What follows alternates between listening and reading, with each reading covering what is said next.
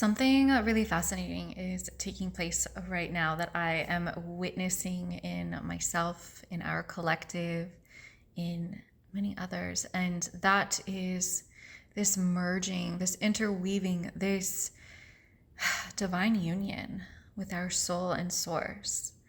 And when this happens, when this comes into the body, when we remember this as our truth, that we have the source of source within us, our lives will begin to rearrange. Their lives will begin to dissolve the old constructs, the old perceptions and limited perspectives of what we thought once was, and we will come through into a new divine union, a new way of being, a new way of seeing beyond with our two eyes, and seeing into what truly is, to what we truly are. And so rather than holding ourselves back any longer, we're working in divine connection with this energy that is flowing through us of who we truly are. And when we work with the energy that is flowing through us of who we truly are, we don't act in a dimension of limitations. We don't act in a dimension of lack and what if it doesn't work. We know it will work. We know it will always transpire and evolve and show us and lead us into exactly what we are becoming and here to become. And even if it doesn't make sense to the mind, we know that it's leading us and guiding us home. That's leading and guiding others home. And so we too act as catalysts for others. Because when we remind others of their power, they too remind us of ours. We're all in divine interweaving connectedness. We're all in divine interweaving union and love and remembrance. We're all here at this specific time together. Our souls, your soul, my soul, chose this time. It's no mistake that you are watching this right here, right now. It's no mistake that I too get to receive your energy from you receiving this. It is no mistake that you are exactly where you are right here, right now. It is no mistake that you are doing the line of work, that you have the relationships that you do. It is no mistake. Nothing is a mistake. But we have to get out of our heads and into our hearts to remember this. And we don't even have to do this, but the opportunity is to do this. The opportunity is to come into your guidance within, to come into this love within, to come into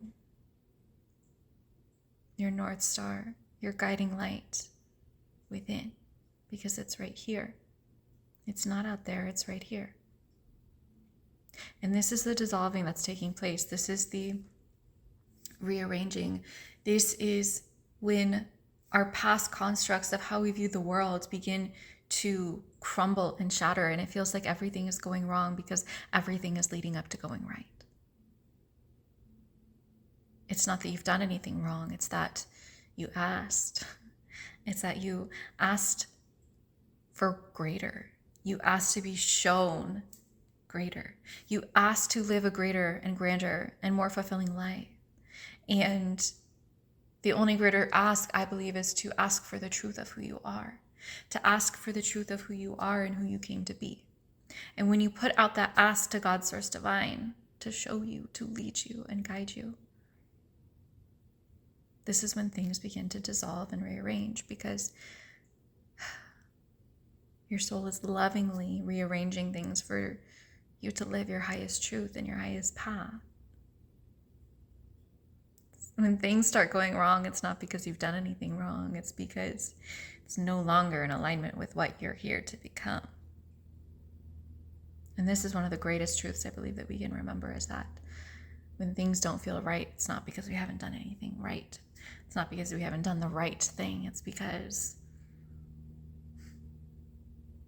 there's a dissolving and rearranging taking place for us to live our soul pull, soul path, and soul truth, to live in alignment with God's Source Divine and our soul. We all have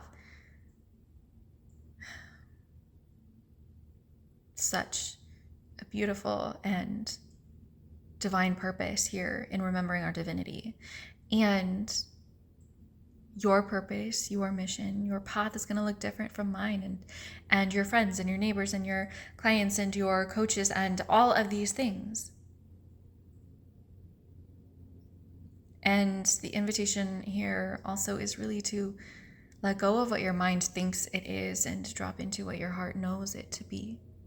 Because who says that you aren't fulfilling it right now? Who says that you aren't living it right now? Who says that you aren't being it right now? Who says that you aren't it right now? Because you are. Sure, there are some constructs of your mind that make it appear that you are not, but you always are. And so the goal is then to simply let go of and dissolve and release anything that is preventing you from seeing that and living that fully and embodying that fully. When we work together, we dissolve these, we clear these, we release these so you can see your truth, so that you can see who you are, so that you can remember who you are. There's no greater gift that we can give each other than to remember who we are. You're not supposed to be like XYZ coach or XYZ person on social media or XYZ celebrity. You're not supposed to, that's not your mission. And the more that you try and become something that you're not, the further away you're going to feel from your truth. You came here to be nothing but you. And that is going to be the most rewarding, most fulfilling, most nourishing, most abundant thing. Talk about abundance. When you live into the abundance, the fullness, the love, the vastness of who you truly are, outer abundance will simply mirror that to you in all shapes, sizes, forms, and ways, because it is the truth of who you are. It is the truth of who you are. It is the truth of this world and this reality. There is always abundance. There's always love. Are you seeing it? Are you feeling it? Are you receiving it? Are you allowing it in?